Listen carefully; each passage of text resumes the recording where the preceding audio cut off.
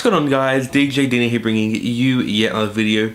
In today's video, I'll be focusing on the Xbox One. I'm going to give you guys my initial thoughts on this console, and then at the end, I'll be telling you some of the things about the console you may not actually know. So looking at the actual console itself right now, you can see it's a kind of flat, bold, and sharp design. The Xbox One is steering away from any really fancy looking design, no real curves to the actual console, just getting right to the point. From what I've seen online, it seems as though the Xbox One can fit into my entertainment system without a problem. My initial thoughts of looking at the console, it actually looks like there's no buttons on it. There's that one Xbox logo, you may be able to press that, I'm not too sure, maybe a touch sensitive button.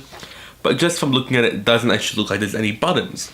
On the back of the console, there's HDMI in, which is a really good touch considering we saw so much actual TV stuff at the reveal a few days ago. The Kinect 2.0 has a new sleek design. It fits really well with the console itself. They kind of look kind of the same. The Kinect has been upgraded fairly well and also now has a 1080p camera. Now to the controller, this is my favorite thing about the Xbox One right now. It is simply beautiful. The controller looks quite big, which is really good because I have freaking giant hands. The bumpers on the back look like they're a lot wider than usual, which means that you could actually have better control on the controller.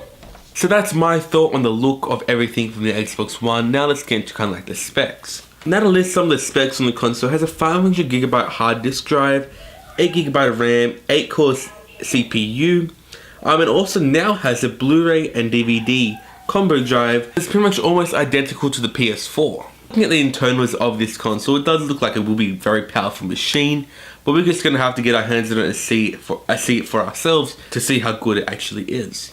Now I have a long list here of stuff that you may not know about the console, so I'm just going to list it all to you now and you can listen or something. The console has USB 3.0, a 1000 friend list limit, not backward compatible with any 360 games. The new Kinect 2.0 always needs to be connected to the console for you to actually turn it on. There is no more red ring of death. Now I'll just come with a pop-up message on screen. The console does have DVR recording somewhat like the PS4, which is quite good as well. As well, for the Kinect, it can be played in a pitch black room. Why you'd want to do that, I don't know, but you can do it anyway. Now as well with the Kinect, even when the console is off, it is always listening to you, because if you ever want to say to an Xbox on, it has to be listening to you, but it's actually quite creepy that it's always listening to you, so yeah. Your gamer score from the 360 carries over to the Xbox One, so all those hours are not wasted. They do carry over for you gamers out there. The reason why I say gamers out there is because the Xbox One is not only targeted at gamers. The Xbox One will not always need to be online. However, while saying that, it will have to be connected every 24 hours to verify your software through Xbox Live. With the whole pre-owned used games thing, I'm going to try to break it down to you right now. You are able to take your games to your friend's house and play it there without a problem, just as long as you sign into your account on their Xbox. Just say you and your brother have two accounts on the one Xbox, you are able to play the same game on the Xbox without a fee or anything, just as long as it's all agreed to in the parental guidance. Right now, what we kind of understand is if you buy a pre-owned game, or if you're trying to play a game that's not yours, you may have to pay a small fee, or at least we think it's a small fee right now, to actually play a game on your One, or your Xbox One. I guess I tried simplifying the name, but it didn't really work. All the cool TV stuff where you say Xbox Play CBS will only be available in the United States as of launch. They will be slowly rolling it out to other countries, so us poor Australians probably won't get it for a long time.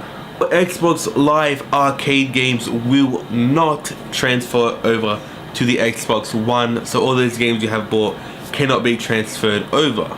As the games are installing onto your hard drive, you will actually be able to play them, which is quite good. It will kind of be a background install while you're playing the game. And finally, the last bit of information I have for you is that Xbox Live Gold will need to be paid for once again. I guess Xbox just needed more money, I don't know. But anyway guys, my initial thoughts of this console is it does look quite good. With the reveal the other day, they did focus too much on TV, but I guess they're kind of getting that over and done with for E3 and let all the games roll out at E3. But anyway, that is it for the Xbox One today. If you guys did enjoy this video, and if you think you're going to be buying an Xbox One, click that thumbs up button down below. Tell me your thoughts about the Xbox One in the comment section below, and I'll see you in the next video. Peace.